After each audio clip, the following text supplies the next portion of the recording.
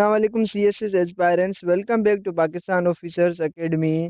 दोस्तों, आज हम स्टार्ट कर रहे हैं part 4 general science and ability, जो कि आपके कोर्स सीएसएस फुल कोर्स 2025 और 26 का पार्ट नंबर 4 है, जनरल साइंस एंड एबिलिटी, जिसमें हम लेक्चर नंबर 21 से लेकर लेक्चर नंबर 48 तक के लेक्चर्स कवर करेंगे। लेकिन सबसे पहला छोटा सा रिकॉप कर लेते हैं, पिछले पार्ट्स में हमने क्या क्या स्टडी किया।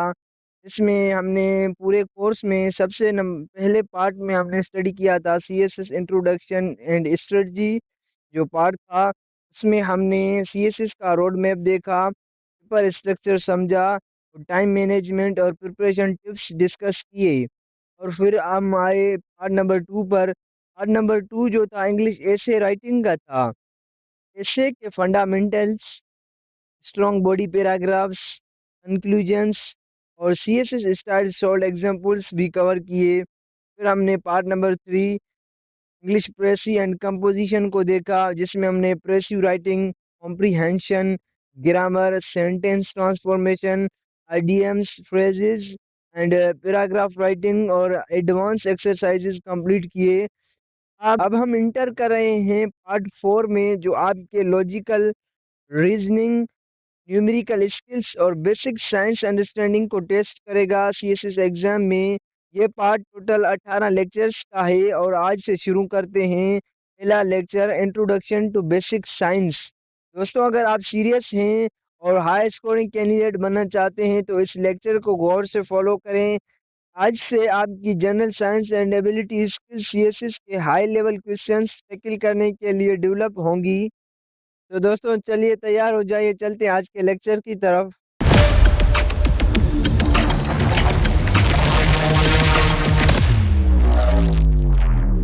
हमारा लेक्चर है, लेक्चर नंबर पहला है इस पार्ट का, इंट्रोडक्शन टू बेसिक साइंस।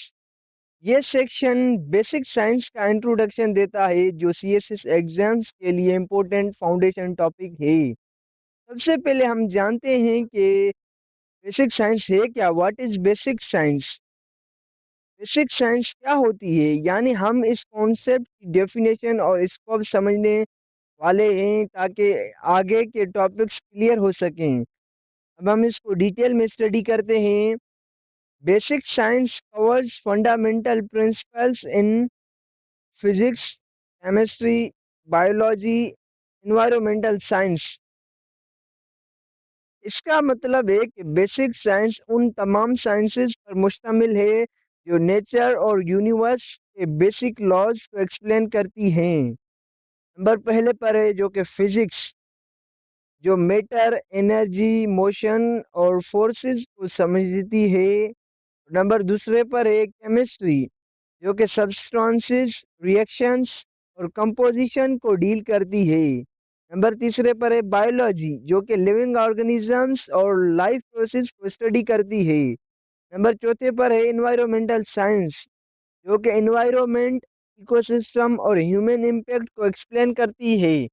यानी बेसिक साइंस एक कंबाइंड फाउंडेशन है जो डिफरेंट साइंटिफिक फील्ड्स को इंटीग्रेट करता है। अगली लाइन है, it forms the foundation for solving applied science problems in CSS exams including quantitative reasoning, logical deductions and conceptual questions.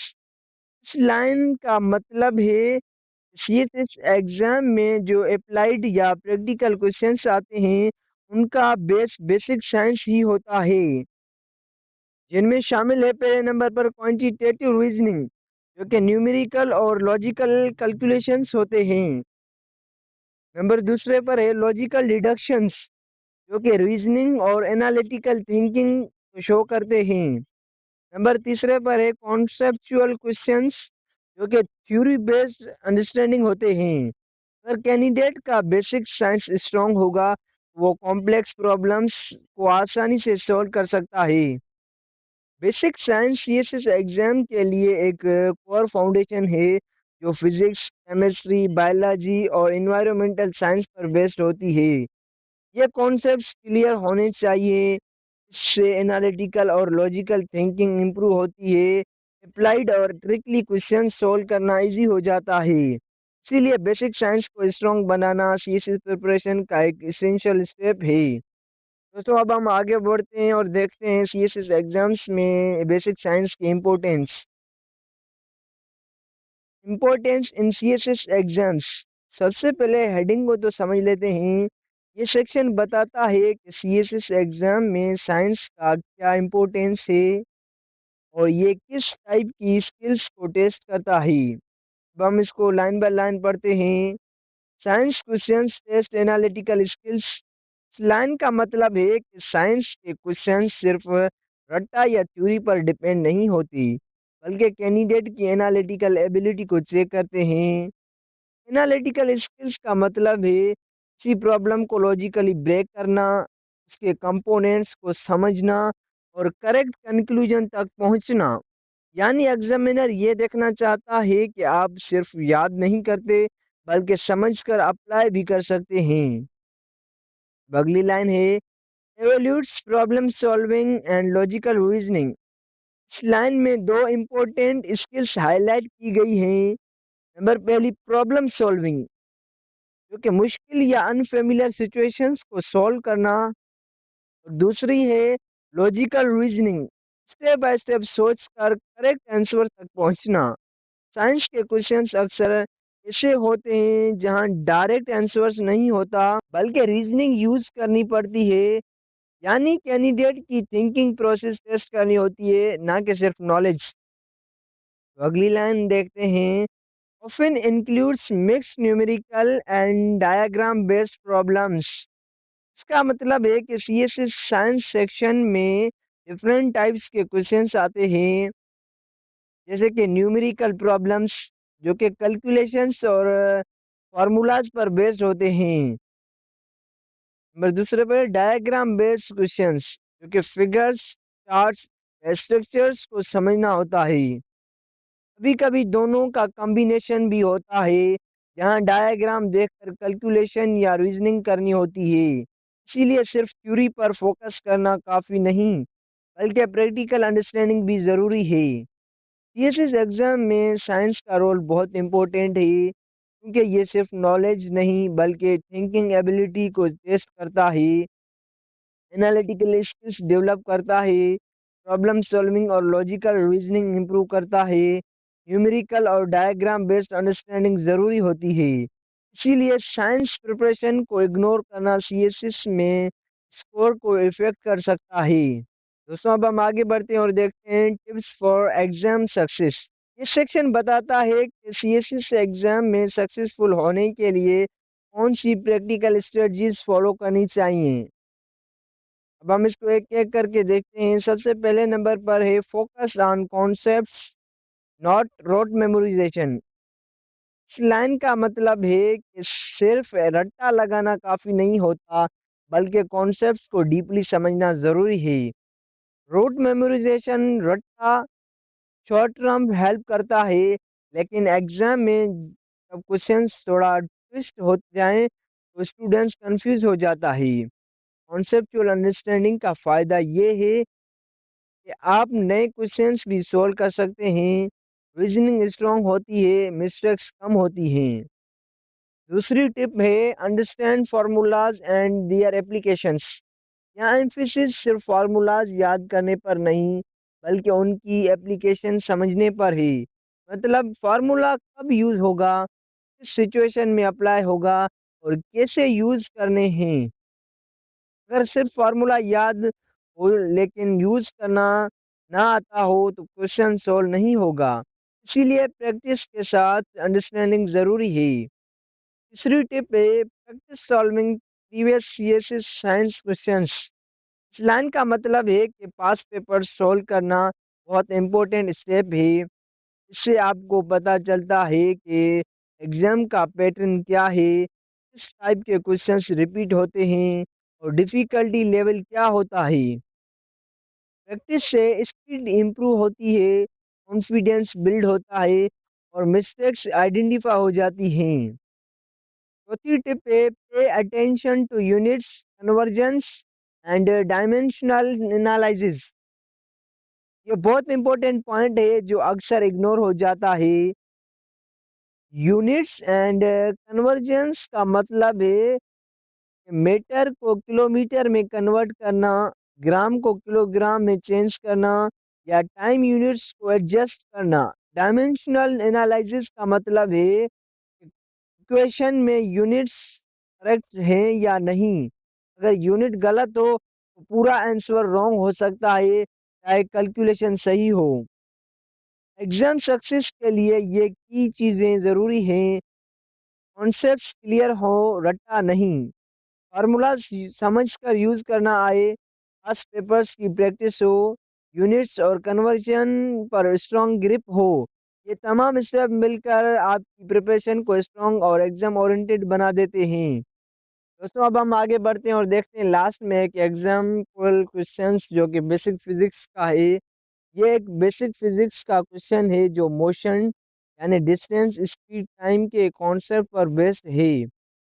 अब हम इस क्वेश्चन को देखते हैं पहले। If a car moves at 60 kilometre per hour, how long will it take to cover 180 kilometre?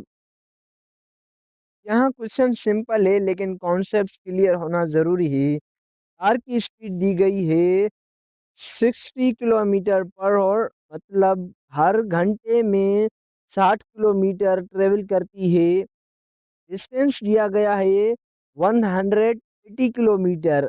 अब हमें find करना है कि इतना डिस्टेंस कवर करने में कितना टाइम लगेगा। यहाँ इम्पोर्टेंट बात है कि स्पीड, डिस्टेंस और टाइम एक दूसरे से रिलेटेड होते हैं। बेसिक फार्मूला होता है speed is equal to distance और टाइम, लेकिन यहाँ हमें टाइम फाइंड करना है, इसीलिए फार्मूला रीअरेंज होगा, यानी time is equal to distance और स्पीड। अब हम इस क्वेश्चन को सोल्व करते हैं। सॉल्यूशन है time is equal to distance और स्पीड इज इक्वल टू 180 और 60 इज इक्वल टू 3 हॉर्स। अब इसको स्टेप बाय स्टेप समझते हैं। सबसे पहले वैल्यूज पुट करते हैं। डिस्टेंस है 180 किलोमीटर, स्पीड है 60 किलोमीटर पर आवर। फॉर्मूला में डालते हैं time is equal to 180 divided by 60। Simple division करते हैं, 180 को 60 से डिवाइड करें तो आंसर आता है 3। इसका मतलब है कि कार को 180 किलोमीटर ट्रेवल करने के लिए 3 घंटे लगेंगे। डीप अंडरस्टैंडिंग देखें, अगर हम लॉजिकली सोचें तो कार 1 घंटे में 60 किलोमीटर चलती है, तो 2 घंटे में 120 किलोमीटर चलेगी और 3 घंटे में 180 किलोमीटर कंप्लीट हो जाएंगी। इस तरह कैलकुलेशन और लॉजिकल दोनों मैच करते हैं, जो करेक्ट आंसर को कंफर्म करता है। इस क्वेश्चन का कोर कॉन्सेप्ट है स्पीड, डिस्टेंस और टाइम का रिलेशन, फार्मूला का correct use, simple calculation plus logical verification. ये टाइप के क्वेश्चन सीएसएस एग्जाम में बेसिक कॉन्सेप्ट्स, क्लियरिटी और एप्लीकेशन चेक करते हैं। दोस्तों ये था हमारा lecture number 21, introduction to basic science. आज हमने समझा बेसिक साइंस का स्कोप और सीएसएस में इम्पोर्टेंस, कॉन्सेप्चुअल अंडरस्टैंडिंग और एनालिटिकल स्किल्स का यूज, पहला सॉल्व एग्जाम्पल देखकर न्यूमेरिकल अप्रोच देखा। इस लेक्चर की प्रैक्टिस जरूर करें और आप सीएसएस के general science and ability section में कॉन्फिडेंट फील करेंगे। चैनल को सब्सक्राइब करें ताकि अगली वीडियो आप तक ऑटोमेटिकली पहुंच सके। इंशाल्लाह नेक्स्ट लेक्चर में हम कवर करेंगे, लेक्चर नंबर 32 होगा arithmetic problems, word and number, step by step solve examples और एग्जाम स्ट्रेटजी के साथ। तब तक के लिए अल्लाह हाफिज।